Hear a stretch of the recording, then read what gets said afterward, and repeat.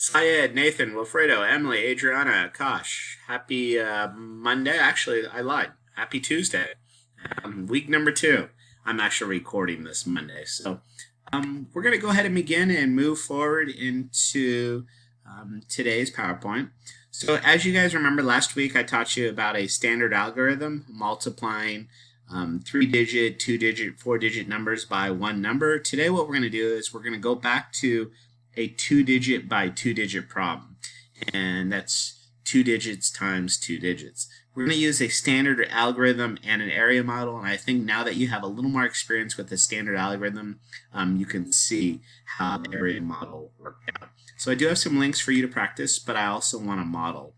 So last week we taught you the standard algorithm. So what we're going to do is we're going to write out the problem.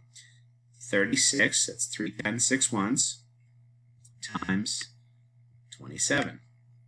Now remember, last week we were only multiplying a 2-digit or a 3-digit number by 1 digit. Now we're multiplying this 36 by 2 10s and 7 ones. So same process as before, ones times ones, ones times tens. So as you know, 7 times 6 is 42.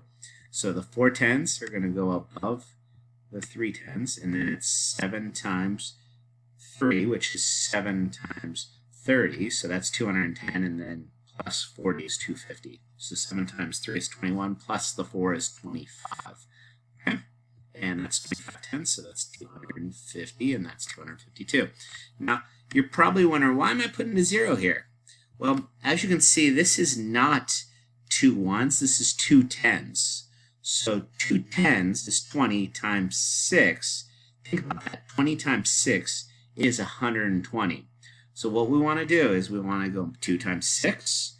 Once again, the 10s times the 1s, and that's going to be 12. But we're going to carry the 100. This 4 obviously was from the previous process. So now 2 times 3 is 6, plus the 1 is 7. Now let's think about that. What's 2 times 36? Well, 2 times 36 is actually 72. But this is not 2 times 36. This is 20 times 36, which is 720. And this is your second addend down here. Now we combine the ones. 2 and 0 is 2. 5 and 2 is 7, so that's 70. Because once again, 50 and that's an ugly looking 7. I do apologize. 50 and 20 is 70, and then 200 and 700 is 900. So this is 972. I'll rewrite that because that 7 looked really ugly. Sometimes writing with a scratch pad is a little tricky. Now last week I introduced a 2-digit area model, and that was really an enrichment problem. I was just kind of showing you guys where I would like you guys to be at, and I think with a little practice you'll be there. So once again, 36 is 3 tenths. There's your 30. And there's your 6 ones. So 30 plus 6 is 36. There's your 36. There's your 30 plus 6. 20 and 7. So 36. There's your 36 times your 27. So now let's kind of break this up. Let's think about this. 3 times 2 is 6. Okay, so we're multiplying 30 times 20. And that is actually going to be 600 because 3 times 2 is 6, and then you carry 2 zeros. What's 6 times 2? It's 12, but 6 times 20 is 120. Okay? Sorry about that. And that's 120. We're now going to kind of move over. 3 times 7 is 21. Now remember, this is 30 times 7, and that is 210. You carry another 0. 6 times 7, you guys all know that. And boom. Now, why are we using two different strategies? Well, my first problem, I got 972 as the product, could be correct. However, I want to confirm this by adding using a different strategy. 600 and 210 is 810. And then 120 is 930, plus the 42 is 972. Yeah, it is correct. So once again, you add the ones, add the tens, add the hundreds, And as you can see, that will equal 972. I unfortunately ran out of room. So why are we using two different strategies? Because ultimately what you want to do is you want to use two different strategies to come up with the same answer.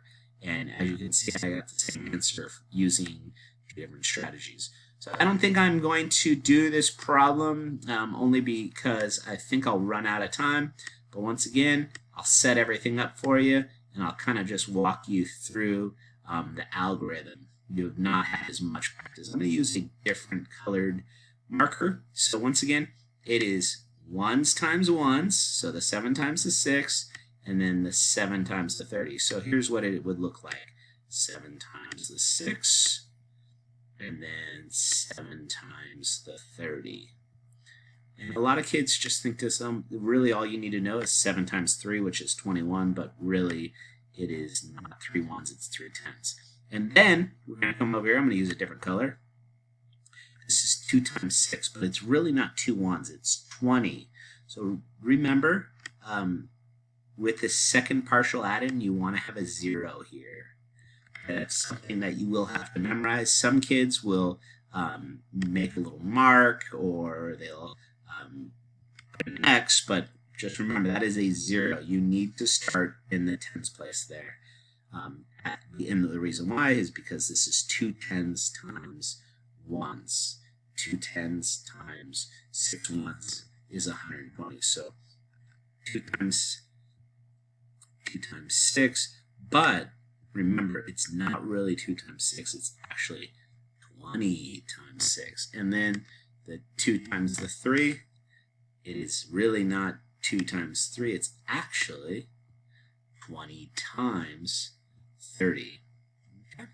And then you would combine all of those partial products. If you were to set up the area model, it would look like this. The reason why we have 2 parts on the top and then 2 parts on the side is because this is a 2-digit number. 10s and 1s, 10s and 1s. So you should have 10s and 1s for one number here, T and O for 10s and 1s, and T and O for 10s and 1s. And you're multiplying. Remember, 10s times the 10s is basically this problem right here. 1s times the 10s. So let's think about it. Here's a 1s times a 10s right there. And this is going to be 10s times the 1s. There's your 10. And that's 10s times the 1. And then look at that. 1s times 1. There you go. 7 times the 6 is the 1s times the 1s. As you can see, 1s times the 1. So area model is a new way of solving these problems. I was not taught this as a kid, but guess what? It's a neat strategy. Please keep on reading Newzilla, 6 new articles every day. This group has reading levels from 800 to 1,000, so keep up the great work. Keep challenging yourselves. Remember, take it nice and slow. The goal is to get a 3 out of 4 or 4 out of 4, and that shows you that you're taking your time and you're really thinking about the article and you're learning and you know what you've read. If you rush, unfortunately, you'll start getting 1 out of 4, 0 out of 4, and that's not going to really benefit you. When summarizing an expository passage, remember, expository is nonfiction. What you're reading about is going to be factual. Please make sure you identify the title, you identify a quote, and respond why you like that quote. Do you have any questions after reading this or during the reading? Have you learned anything? And why was this important? Remember, this is a great way to think about what you've read and to practice your writing. And with that, kiddos, I'm super excited with this group. I love that you're working hard and working above your grade level. It's going to make this transition into 4th grade a breeze. Have a great morning, and we'll check in with you Tuesday at 5 p.m. Bye, guys.